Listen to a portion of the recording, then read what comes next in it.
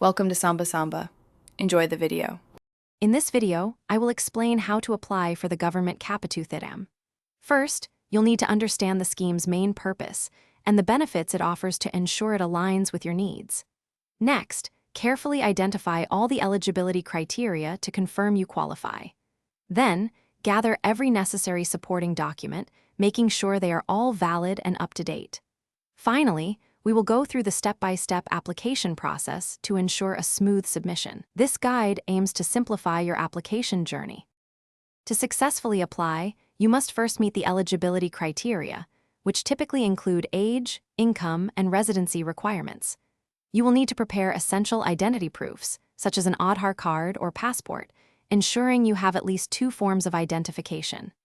Additionally, gather address proofs like a recent utility bill or a ration card.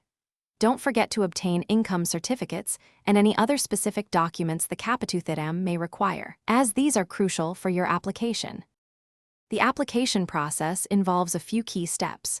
Begin by accessing the official government portal online or visiting a designated application office.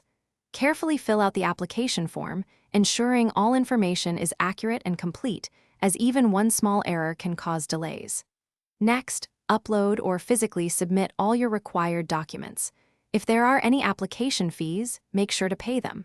Finally, always receive and securely keep your unique application reference number for future tracking and inquiries.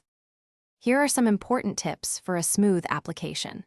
Always double-check all the information you have provided before final submission to avoid any discrepancies. It is highly recommended to keep at least 1 copy of all submitted documents and your completed application form for your records.